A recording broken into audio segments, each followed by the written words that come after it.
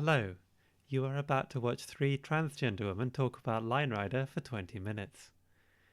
A few days ago at the Glasgow Small Trans Library, we held an animated film night. Among the films we showed were Changed by Name by Ava September Hofmann, Selee by Bevibel Harvey, and Tonalia, which they both worked on together. All three were made in Line Rider. Line Rider is an art medium. Let's hear them talk about it. Let's go. Yeah, I'm September. I've made several line writer things, and then also I do some other art stuff too, like poetry and the like. Yeah. Awesome.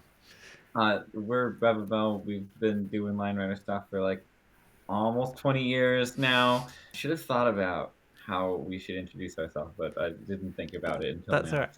Well, I'll tell you I'm how I got Yeah. introduced to this, which is 10-ish years ago. I came across a random YouTube suggestion of a channel called Line Rider Review, and I was like, whoa, someone's doing like crazy artistic analysis of Line Rider tracks. This is awesome. And then I sort of intermittently dipped my toes in the subculture for a while now. Could you tell me a bit about how Line Rider as a subculture has kind of evolved since you started the Line Rider Review channel?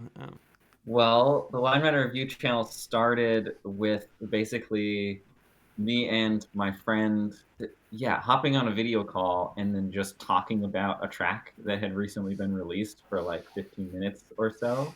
And then they would just get like the raw footage would just get uploaded just because it was like an easier way than writing an essay to like for it to be like a back and forth and stuff. In January 2017, I had a silly idea to like write a little essay that was like my top 10 favorite tracks of the previous year of 2016. And then because of a whole bunch of stuff that happened in 2017, that video kind of got picked up by the algorithm and suddenly there were tons of people watching. And so then since then that became an annual series. And then there's been a bunch of different sort of various more polished than like raw OBS footage, like video essays and interviews and stuff.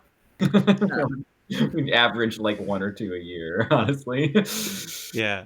A lot of the videos on the like line writer review channel about line writer history have been really focused on like line writers, like how line writer culture was really focused on it's a game and treating it like a game, and then this shift to like viewing it as an art medium, and that shift has definitely continued and shifted a lot, like sort of since those like early history videos, right? Specifically, I mean, like there's been features like color has been added to line writer, so like that changes what kind of art you can make, and there's also been, I think, a really big like starting in like 2020, 2021, there's been a big focus on line writer as like an avenue for like personal like expression, right? Like obviously line writer before that was a method of personal expression, right? But like it was like there was sort of big emphasis on music sync, and there still is, right? But it's a lot more.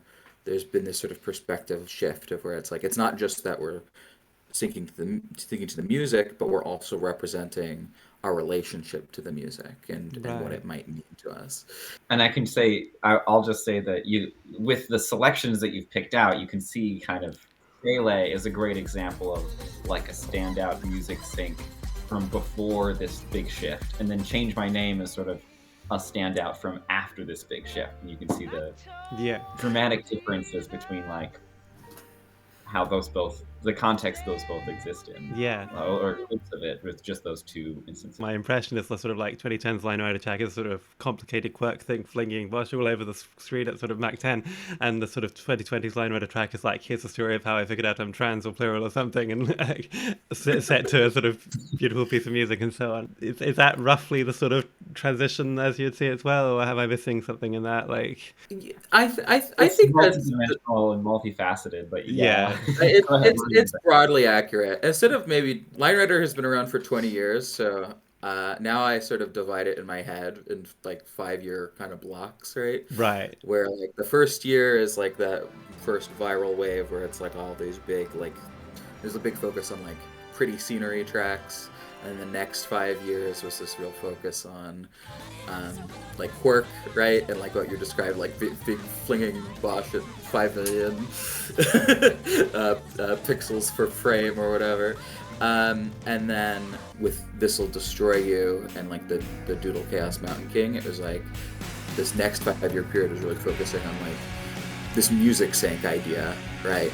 And then this, like, 2021 to now has been sort of like, what you described. Everyone would be like, here's how I became transgender. Yeah. Which is really building on a lot of those music sync ideas, but also diverging in interesting ways. Yeah. Yeah, I feel like I'm super zoomed in to like, I know, like, it's hard for me to be like, how do I sum up the history of Line Rider, because I was there for all of it. Right, I feel like yeah. you than I've ever done it. September. That's exactly it. Yeah. What she said. Yeah, and September, how did you, like, so obviously Bevibel's been there from like the sort of crack of dawn, like the sort of very, like, since the first sort of Line Rider apes sort of looked at the monolith of black lines and were like, whoa, we can slide a guy down this. How did you get into it? Yeah, I mean, I think my story is pretty weird with how I got into it, because like the story is generally that someone, I don't know, sees a big viral video and they're like, whoa, and then they get into it, which that did happen a little bit, but it was actually like that same like 10 years ago video you saw on the algorithm, right? Yeah. Those top 10 videos that went like pretty viral, right? I watched those, and so I was like, wow, I also had that same reaction, like, wow, this is really cool to like take this really niche thing and like really think about it artistically, right? That, as someone who writes poetry, that really resonated. Yeah. But then I just sort of said, like, I tried to do Line Rider a couple of times, but I just sort of was like, oh, this is too hard. Because it's kind of really tedious to do anything in Line Rider, Yeah. right? Especially because then you look at a really good track and you're like, oh, that's impossible for me to do. That's sort of how I felt, Yeah. right? But every year I'd still watch the top tens, and then it was in the top 10 of 2020. Really high up was like in second place was this track called Freaks by this creator Bevibel, and it was not like that. It was very sort of like janky movement, sort of like weird rough art, right? But what really pulled it together was this idea that it was a story being told from the perspective of like a middle schooler or something like that, right? And I saw that track and I was like, well, I don't really think I can do all of these things, but I feel like I could do something like that. Use this medium to tell a story. Yeah. Because music sync specifically, I initially felt very like, I don't know how to do this. Yeah. But I'm a writer, so telling a story was something I could do. Yeah. And then from there, like in 2021, I started making Line Rider tracks, and they were really bad at first, but I kept doing it. I got into the Line Rider community and met some really incredible people. Yeah. Yeah, that's an interesting point about like how difficult it is to like draw all these little lines, because I know like sort of in more recent years it's people have found ways to kind of make more tools for creating Line Rider tracks or combine Line Rider with like video editing and animation and using other mediums and things like that. And I'm sort of curious, like what is the essential part of the process of making a Line Rider video? Or like I assume there's lots of different answers to that question, but how do people sort of negotiate that? Obviously, so for example in Selee you used a program to create some of those animation things. Like there's some sort of compositing in Tonalia. What sort of part of the process makes it Line Rider, or if any? Makes something Line Rider. Yeah. No, this is something horrible and cursed that September made called the track alignment chart. It's like the sandwich chart, right? Yeah. And then the one in the bottom corner is Marble Olympics videos. Right. So like you could make a case that Marble Olympics videos are Line Rider tracks. Yeah, yeah. It's something rolling down a thing like. Yeah, so something in the Line Rider community that I think is very funny is that we'll like look at something that isn't Line Rider and be like, oh my gosh, it's Line Rider. So like maybe the way to describe it is that like Line Rider definitely maybe sort of describes a certain ethos when it comes to looking at like physics simulations and then granting meaning to them Right. artistically, or and also like obviously there's the huge music sync element, right? Yeah. You know, it's pretty funny, right? Because nowadays when I go to drag shows and they're like lip syncing and dancing, I'm like, oh my god, they're syncing to the music, like line writer. Like line. Yeah. Has anyone Something ever missing. tried doing a line rider live coding environment where you're like drawing the lines in real time as the simulation's running and the music's playing? Yeah, there's a few tracks that are like that. Yeah. Okay. There's a few that are like video recordings of Mm. people sort of live creating the track. Right. It's tricky to make something like good and interesting. Uh, Bravado by Banky's the one that's coming to mind. Yeah, there's Okay. also I Do by Oh Infinity. yeah, that one's also really good. It's really hard to I think the technique we call it is live draw. Right, right. Yeah, that makes Yeah. sense. There's a lot of bad live draw out there, Right, obviously, right, because yeah. it's a chance procedure. But Yeah. People have been doing live draw actually for a very long time. I want to say Right, okay. like 2008, 2009, somewhere in there is when like people were able to figure out how to do live draw with a glitch. Yeah. So it's been happening for a long time. It's just been only recently have people made anything that's like worth showing to anybody. Right. Because there's a lot of like interest in the last few years in those live coding tools like Strudel and things for making music, shader live coding, and the demo scene has been around for a good few years now. I've been getting pretty into that in the last couple of years, so I was sort of curious if there's any kind of overlap with the sort of the performed art version of the thing that we do. Should So get you and Melissa together in a room somehow. Melissa's a developer at FineWriter and has done some experimental sort of like live visualization, like approaching LineWriter like a what's September? What's the term I'm looking for? You're pressing buttons. The games where you're pressing buttons to music. oh, rhythm game. Rhythm game, approaching LineWriter like a rhythm. right, game. we've gone a bit over what I consider to be time. That's fine. I've got one final question. Tonalia, you work together, so I don't know how often do people collaborate in the Line Rider community, and like how did that collaboration sort of look like when you were working together on a track? Like, is it sort of like you draw a bit and she does a bit, vice versa, or was it like a more abstract sort of different roles kind of thing? Collaborations have happened from the moment people figured out how to locate the save file in Right, yeah, yeah, for Flash and then trade them back and forth, and that was in like 2007. right, okay. So like, yeah, it is like it historically has been like you make a bit and you send it, and then someone else makes a bit and they send it back, and you do that for a while. Yeah. I think more recently there's like some new things that have been going on, but mostly that's generally how it's done. Very recently, there's a very glitchy like multiplayer mod where people can draw on the same track at the same time. But mostly people have made it's not very well polished, so you know what you can make with it is pretty limited. That's a very recent thing, but yeah, it's mostly you just send a track file back and forth and then talk to each other about it. So how Tonalia worked was I got an offer for a commission. I don't remember exactly, but I was basically like, hey, is anyone interested in working with me on this commission?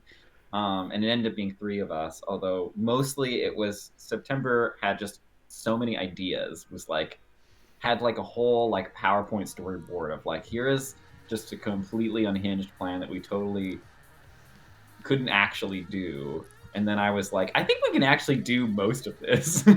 And so then like I remember you like sketched out some stuff, and then I sort of like fleshed everything out. I did some movement, and then the third person, Andrew Hess, also did some movement. And then right at the end, you sort of came in and added some more cool stuff.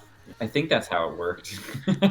I was definitely wondering, like, towards the end when the sort of animation started appearing, like, did they do this in Line Rider somehow? Is this sort of like moving like one screen at a time, like every frame? Or... Oh yeah,